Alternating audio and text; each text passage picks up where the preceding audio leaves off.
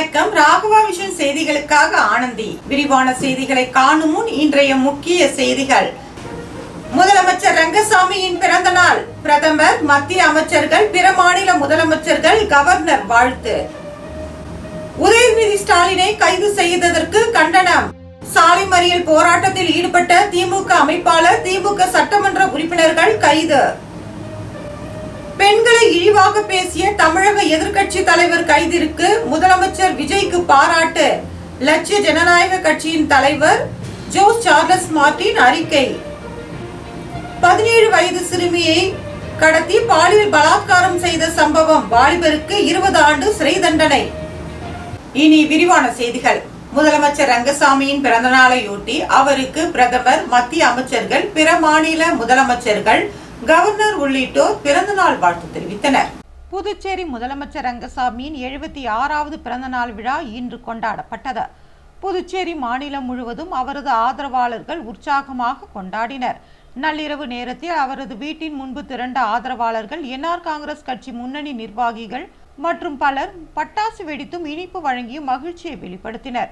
இதனைத் தொடர்ந்து சிறப்பு பூஜைகள் நடைபெற்றது. பொதுமக்களுக்கு அன்னதானம் வழங்கும் நிகழ்ச்சியும் முதலமைச்சர் ரங்கசாமி தொடங்கி வைத்தார். இதேபோல புதுச்சேரியின் பல்வேறு தொகுதிகளிலும் நலத்திட்ட உதவிகள் வழங்கப்பட்டன.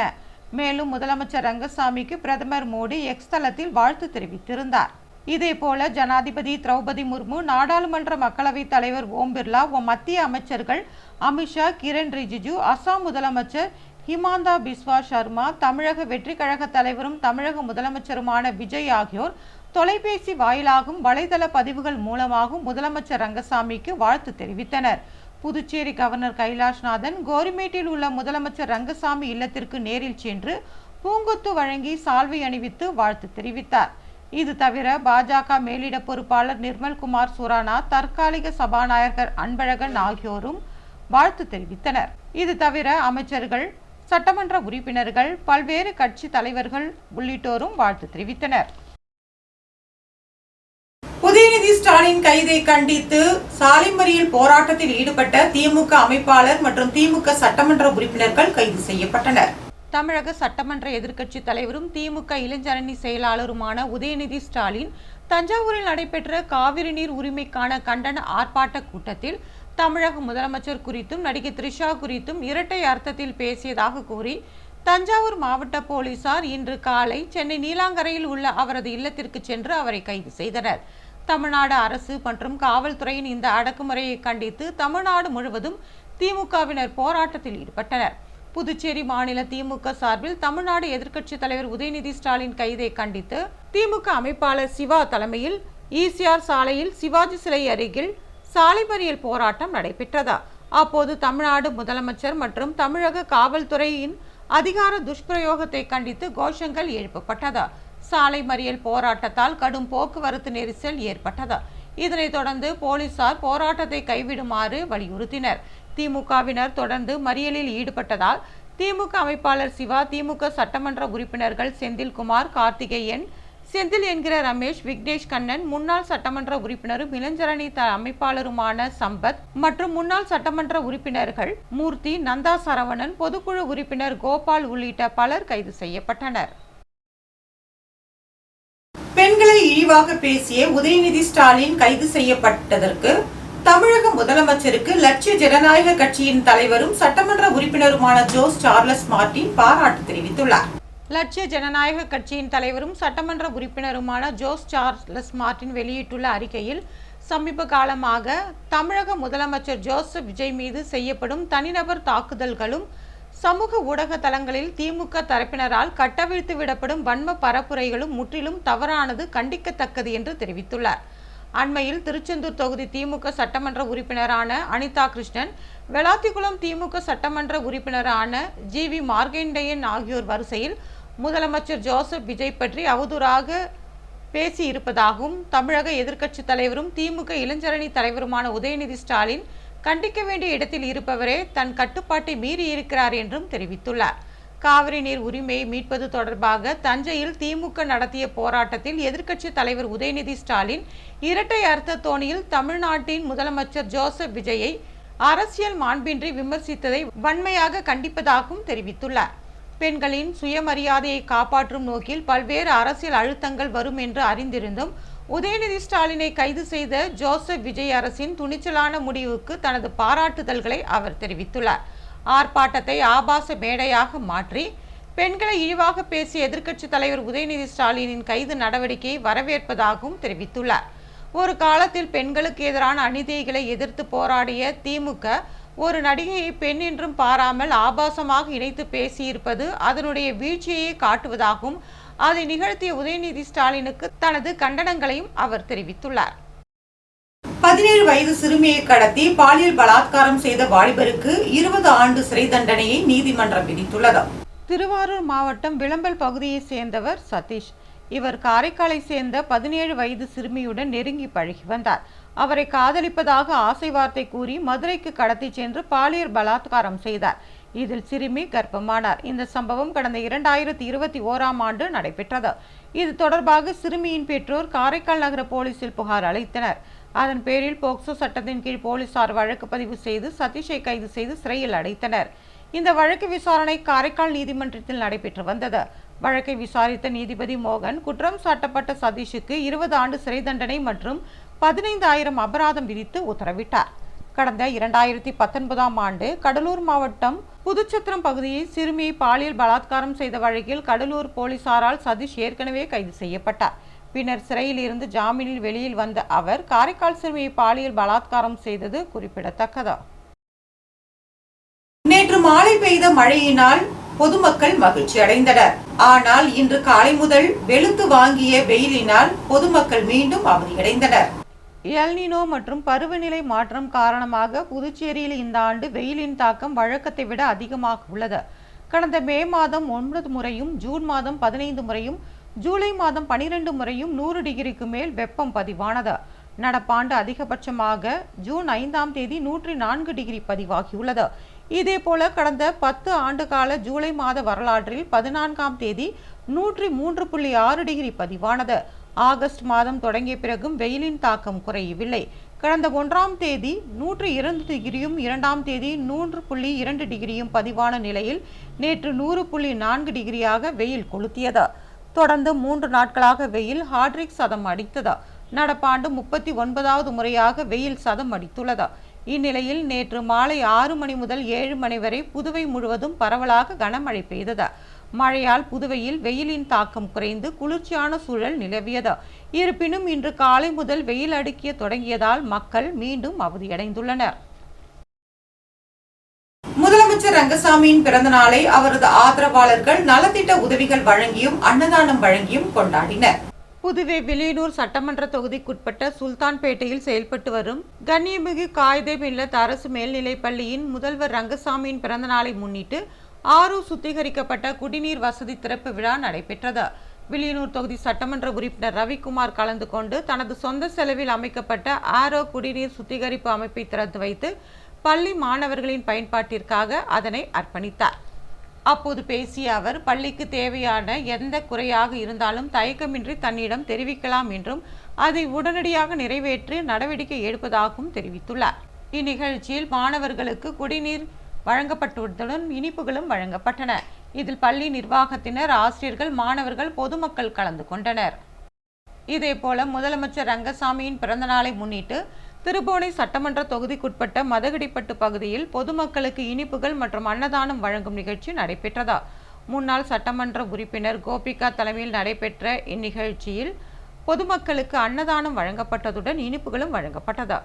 திருபுவனை தொகுதி என்ஆர் காங்கிரஸ் கட்சி நிர்வாகிகள், தொண்டர்கள் மற்றும் ஏராளமான பொதுமக்கள் இதில் கலந்து கொண்டு முதலமைச்சர் ரங்கசாமிக்கு பிறந்தநாள் வாழ்த்துக்களை தெரிவித்துக் கொண்டனர்.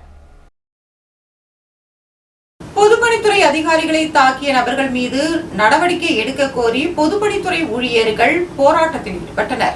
பொதுப்பணித்துறை மத்திய கோட்டத்தின் செயற்பொறியாளர் மற்றும் ஊழியர்கள் உச்சநீதிமன்றத்தின் உத்தரவு மற்றும் மாவட்ட ஆட்சியரின் அறிவுறுத்தலின்படி வழுதாவூர் சாலையில் அனுமதியின்றி வைக்கப்பட்டிருந்த பேனர்களை 2 தினங்களுக்கு முன்பு அகற்றும் பணியில் ஈடுபட்டிருந்தனர். அப்போது சில அடையாளம் தெரியாத நபர்கள் செயற்பொறியாளர் ஸ்ரீனிவாசன், இளநிலை பொறியாளர் கார்த்திகேயன், ஓவர்சியல் செம்மல் மற்றும் பணியில் ஈடுபட்டிருந்த பிற ஊழியர்களை தகாத வார்த்தைகளால் திட்டி தாக்கினர். இதனை கண்டித்தும் அரசு பணியில் ஈடுபடும் அதிகாரிகள் மற்றும் ஊழியர்களுக்கு உரிய பாதுகாப்பு வழங்க வேண்டும், அரசு அதிகாரிகள் தங்கள் பணியை செய்ய விடாமல் தடுத்ததோடு அவர்கள் மீது வன்முறை தாக்குதலில் ஈடுபட்டவர்களை உடனடியாக கைது செய்ய வேண்டும் என்பன உள்ளிட்ட கோரிக்கைகளை வலியுறுத்தி பொதுப்பணித்துறை பொறியாளர் சங்கம் சார்பில் கண்டன ஆர்ப்பாட்டம் நடைபெற்றது. பொதுப்பணித்துறை தலைமை பொறியாளர் அலுவலகம் முன்பு நடைபெற்ற இந்த ஆர்ப்பாட்டத்தில் பொதுப்பணித்துறை பொறியாளர் சங்க தலைவர் மணிமாறன் தலைமையில் அனைத்து பொதுப்பணி பொறியாளர்கள், அலுவலர்கள் மற்றும் ஊழியர்கள் கலந்து கொண்டனர். தமிழக அரசின் 14 பேருந்துகளை ஜப்தி செய்ய புதுச்சேரி நீதிமன்றம் உத்தரவிட்டுள்ளது. புதுவை திருபுவனையை சேர்ந்தவர் ஸ்டாலின் தனியார் நிறுவனத்தில் பணிபுரிந்து வந்தார். இவர் 2023ஆம் ஆண்டு மோட்டார் சைக்கிளில் திருபுவனை நோக்கி சென்று கொண்டிருந்தார். அப்போது தமிழக அரசு பேருந்து அவர் மீது மோதியது. இதில் படுகாயமடைந்த ஸ்டாலின் தனியார் மருத்துவமனையில் அனுமதிக்கப்பட்டார். அங்கிருந்து மேல் சிகிச்சைக்காக ஜிப்மரில் சேர்க்கப்பட்டார். அங்கு சிகிச்சை பலனின்றி அவர் உயிரிழந்தார். அவரது குடும்பத்தினர் இது தொடர்பாக வழக்கு தொடர்ந்தனர். இந்த வழக்கில் 2025ஆம் ஆண்டில் புதுவை தலைமை நீதிபதி ஆனந்த் 41 லட்சம் ரூபாய் இழப்பீடு வழங்க உத்தரவிட்டார். தமிழக அரசு போக்குவரத்து கழக விழுப்புரம் கோட்டம் இந்த நஷ்ட ஈட்டை வழங்கவில்லை. இதனையடுத்து ஸ்டாலின் குடும்பத்தினர் மேல்முறையீடு செய்ததால் தமிழக அரசின் 8 பேருந்துகளை ஜப்தி செய்த நீதிபதி உத்தரவிட்டார். இதேபோல வில்லியனூரை சேர்ந்த கொத்தனார் சுரேஷ் என்பவர் 2017ஆம் ஆண்டு தமிழக அரசு பேருந்து மோதி சம்பவ இடத்திலேயே உயிரிழந்தார். இது தொடர்பான வழக்கில் 2020இல் குடும்பத்தினருக்கு 22 லட்சம் ரூபாய் நஷ்ட ஈடு வழங்க நீதிமன்ற நீதிபதி ஜெயந்தி உத்தரவிட்டார். அந்த நஷ்ட ஈட்டையும் தமிழக அரசு போக்குவரத்து கழக விழுப்புரம் கோட்டம் தரவில்லை.